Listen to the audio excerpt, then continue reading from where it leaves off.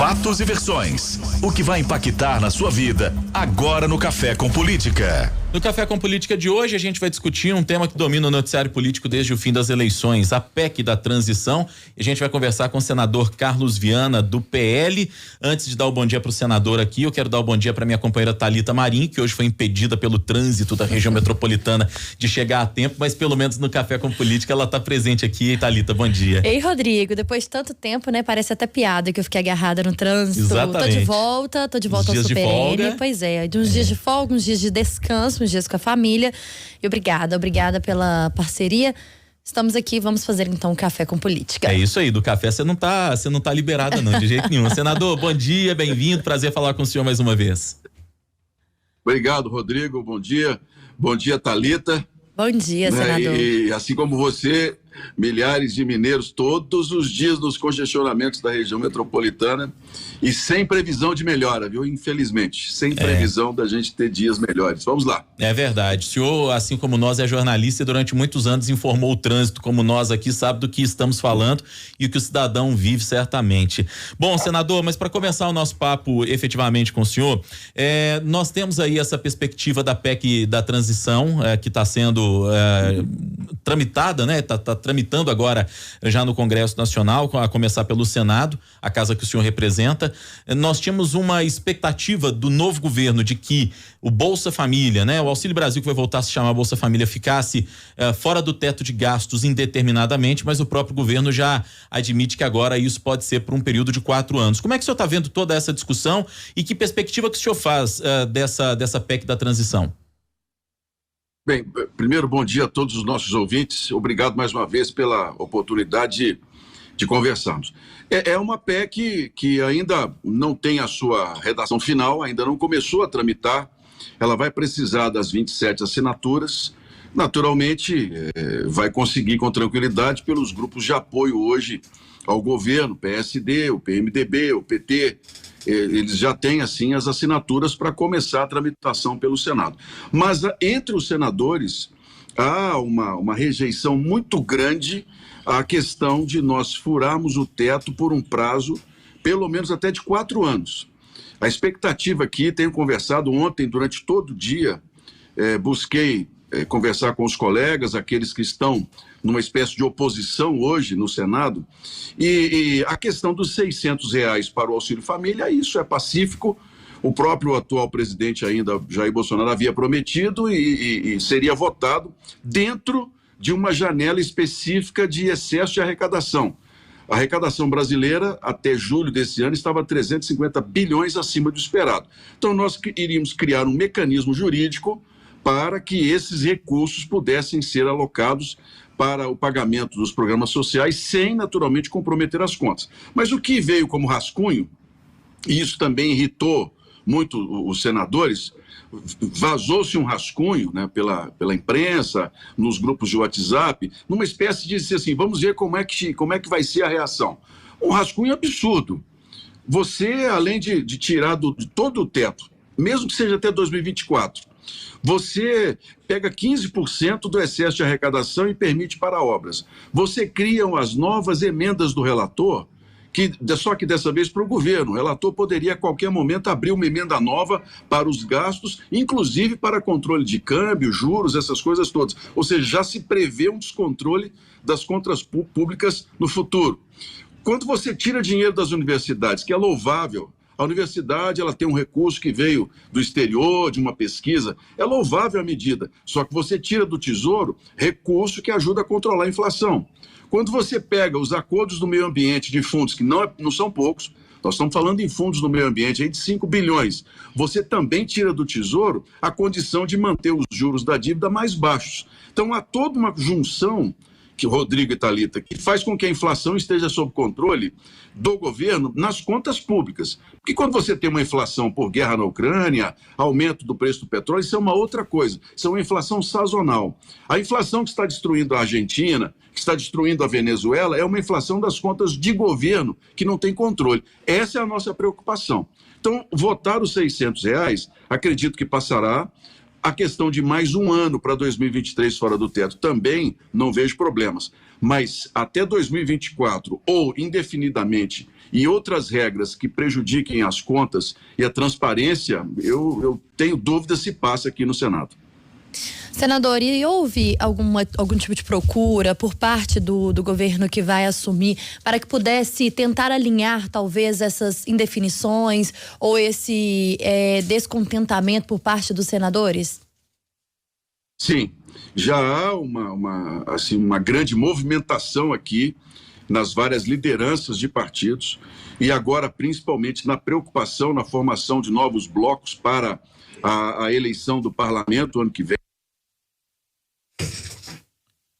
A gente perdeu o som do senador Carlos Viana, perdemos o contato, tivemos, parece que um pique aqui na comunicação, travou a imagem do senador Carlos Viana aqui e o som também, quando ele falava sobre essa preocupação que há por parte do governo eleito, justamente para que haja uma articulação em torno das eleições no Senado para a presidência da casa, eleição que vai ocorrer agora no começo do ano. O atual presidente é o Rodrigo Pacheco. Retomou o contato, né? Conseguimos retomar o contato. Senador, nós tivemos um pique na transmissão do senhor aqui, coisas do sinal online, a gente sabe disso, e o senhor falava dessa preocupação do governo eleito com a eleição do Senado, né? A eleição da presidência do Senado agora no começo do próximo ano. Eu queria que o senhor retomasse esse raciocínio, onde o senhor foi interrompido pela nossa internet, por gentileza. Nós temos as duas negociações em andamento aqui dentro do Senado. Primeiro, a formação de possíveis novos blocos para o Senado no próximo ano, que são importantes, porque definem claramente os espaços internos, e a eleição para o próximo presidente do Senado. E, juntamente com isso, há também o diálogo em torno da PEC. A expectativa, Thalita e Rodrigo, é que o texto final seja apresentado, talvez essa semana, no mais tardar, na próxima. Não há nenhuma previsão, inclusive, de discussão sobre esse assunto na Comissão de Constituição e Justiça. Estamos aguardando porque eles lançaram, vamos dizer assim, uma espécie de termômetro, perceberam que a temperatura estava alta e agora vão buscar um texto de mais consenso. Senador, eu pergunto para o senhor, da forma que o governo eleito está pensando a PEC da transição e por aquilo que o senhor tem conversado com seus pares, os seus colegas, há risco, se tivermos, por exemplo, uma licença para o Bolsa Família por mais 4 anos e não aquilo que o senhor e o PL desejariam, há risco da PEC não passar como o governo quer, se a redação final de fato foi essa, de uma licença para gastar com Bolsa Família fora do teto de gastos por mais 4 anos? Olha, esse é um ponto que não há consenso e a preocupação de um Senado que hoje tem maioria, inclusive de centro-direita, é exatamente de manter as contas públicas em dia. Aqui, Rodrigo, há uma questão que nós precisamos esperar para ver. O PT que ganhou as eleições é o PT lá do passado, aquele PT que só sabe administrar quando tem dinheiro em conta e quando esse dinheiro acaba, o país entra num buraco total, como entrou, inclusive, na época do governo Dilma, que acabou levando ao impeachment. Essa experiência valeu? Essa experiência ensinou? Ou será que vai continuar chegando aqui o mesmo grupo que vê que o dinheiro público não tem fim, que entende que empresário é explorador de mão de obra, que pode aumentar imposto? Se for esse grupo que está chegando ao governo, vai enfrentar muitas dificuldades. Primeiro, porque vai colocar as contas do país em risco, e nós não podemos permitir isso. Segundo, porque vai ter também um eleitor já cansado desse tipo de vai e vem. O brasileiro votou por uma mudança muito dividido, mas votou principalmente pela estabilidade. Eu entendo dessa forma. Então, há a possibilidade de que um Bolsa Família para os próximos 4 anos seja rejeitado, sim, entre os senadores. Mas aí, senador, essa questão dessa rejeição, como que o governo do PT poderia tentar fazer para tentar diminuir esse déficit que ficaria aí para os próximos 4 anos? E o que de fato os senadores esperam, né? Os senadores esperam para que o governo consiga aprovar, por exemplo, o Bolsa Família, que é um projeto tão importante, né? Que no governo Bolsonaro passou a se chamar Auxílio Brasil. Enfim, como ficaria essa questão com os senadores? O que o governo do PT precisa fazer para que não comprometa os outros gastos? Bem, primeiro, aprovar o Bolsa Família é consenso de todos nós. Não há aqui ninguém contra, pelo contrário, como eu disse, já era também um compromisso de campanha do Bolsonaro de manter os 600. Então, essa é uma questão pacífica entre todos nós. A questão dos 150 para os filhos menores também é uma outra questão que pode passar dentro de uma âncora fiscal, que é isso, que nos diga de onde o dinheiro virá. Hoje, nesse momento, o país trabalhava apenas com a possibilidade de se tirar dinheiro da arrecadação acima do esperado, o que não comprometeria em nada a imagem do país e das nossas contas públicas. A partir do momento em que você começa a criar despesas, sem dizer de onde elas virão, e quando você começa a gerar no mercado uma espécie de insegurança, porque o pessoal reclama muito, às vezes eu fico falando, o mercado. Olha, o Brasil está inserido no mundo moderno, onde títulos de dívida são negociados com muita rapidez. Até pouco tempo, nós pagávamos por um título de 3, 4 anos, em média, 3,5%, 4% ao ano em dólar. Agora nós já estamos pagando 8, 8,5%, e é bem possível que muito breve, se a gente não tomar cuidado, os títulos da dívida do Brasil vão para 10%. Aí você fala, mas o que isso me afeta? Afeta em tudo. Porque você, para pagar a dívida em dólar, com dólar a 5 e tanto, você tem que ter mais arrecadação. Ou então você emite dinheiro, que é a inflação. Nós não podemos deixar chegar a esse ponto. O que o PT, na minha opinião, isso é aqui a minha visão, de quem está disposto a colaborar nos R$600, mas não vai colaborar em deteriorar as contas do país. Eu não vou, em momento algum, me calar diante disso. Eu acredito que o melhor seria uns R$600 por um ano, e nós avaliarmos como será o crescimento ano que vem. Se o Brasil mantiver os 3,5% de crescimento esperados, porque a previsão de crescer esse ano é 3,5%, e o ano que vem 3,5% também o PIB.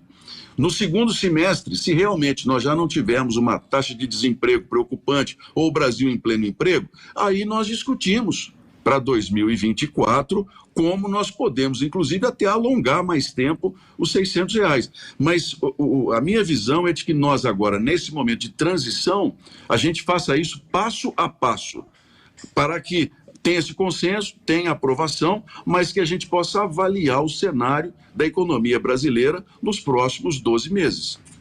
Senador, o senhor defendeu que haja uma âncora fiscal firme para que o Bolsa Família possa ser pago dentro daquilo que foi prometido pelo governo eleito. Nós temos um dado de que nos últimos 4 anos o governo Bolsonaro furou o teto de gastos em quase 800 bilhões de reais. Por que o governo Bolsonaro não conseguiu manter essa âncora fiscal que era o teto de gastos ainda do governo do presidente Temer? Olha, Rodrigo, fez isso porque nós tivemos 2 anos de uma pandemia de Covid, em que o país parou. Os estados precisavam de dinheiro para manter a arrecadação, caso contrário, os serviços essenciais não funcionariam. As prefeituras precisavam de recursos para manter os hospitais funcionando para atendimento à população. Só no Covid, nesses anos, na metade do governo Bolsonaro, foram 750 bilhões de reais no teto, inclusive acima, que nós tivemos de investir para que o país pudesse socorrer as pessoas. É algo muito diferente, né? O governo Bolsonaro enfrentou 2 anos de uma pandemia absurda. E olha, não faltou dinheiro para os governos, tanto que Minas Gerais, por exemplo, colocou o salário dos servidores em dia. Não foi porque a arrecadação subiu, houve aí uma grande mágica de boa administração, nada disso. Porque houve repasses muito grandes do governo federal para o governo de Minas. As prefeituras, não tem uma prefeitura hoje, pelo menos até o momento, com salários de servidores atrasados ou contas atrasadas. Os municípios e estados brasileiros estão saneados. Por quê? Porque nós, numa emergência, o Congresso entendeu que era necessário e autorizou o governo a quebrar o teto nesse valor que você colocou. Agora nós não temos mais pandemia. Se vier, Deus nos livre e guarde, se no futuro surgir alguma outra, aí o teto não importa. O que importa é a vida das pessoas. Mas hoje, como nós não temos mais essas questões do passado, o que importa chama-se responsabilidade. Porque todas as vezes que a gente descontrola as contas para uma geração, e isso aconteceu comigo, olha, eu tenho 59 anos. A minha geração de brasileiros viveu pouquíssimos momentos de estabilidade. Por quê? Cada governo gastava mais e jogava para o outro a dívida. E isso veio ao longo da... Eu não lembro, com toda sinceridade, como brasileiro que acompanha, não lembro de nenhuma fase no país em que eu possa dizer assim, vivi em um país onde a dívida deixou de ser um problema e preocupação, porque não se tem responsabilidade no gasto. É isso que nós estamos defendendo. Vamos aprender com o passado. Não há Covid, não há pandemia, não há absolutamente nada agora que justifique a gente criar sistemas acima da arrecadação brasileira. São lições do passado. É isso que eu, inclusive, falei, olha, se o Lula que está chegando aí, que está demonstrando ser ele realmente quem vai controlar. A indicação do Alckmin para uma transição foi uma indicação muito inteligente de quem quer unir um país, quem quer criar um diálogo. Se for nessa mesma linha, eu tenho muita tranquilidade de dizer que a gente vai chegar em equilíbrio tanto político quanto fiscal. Agora, se vier essa história da gastança, eu pelo menos serei contra. Nós estamos conversando com o senador Carlos Viana do PL. No Café com Política. Hora do bate-pronto. Senador, o senhor já conhece o quadro Perguntas Objetivas, Respostas Objetivas, ping-pong comigo e com a Thalita, combinado? Combinado. Para começar, PEC da transição. É questionável. O papel do PL na tramitação desse projeto? Sem ele, sem diálogo. O orçamento enviado por Bolsonaro para 2023. Um orçamento equilibrado. O papel do atual presidente ao longo dos próximos 4 anos? De um líder da direita que tem de ficar vigilante com relação às questões que interessam ao país. Bolsonaro candidato em 2026? Uma possibilidade muito forte. É um líder, arrasta multidões e é um homem ouvido por boa parte dos brasileiros. Os votos disseram isso. A sua permanência, senador, no Partido Liberal?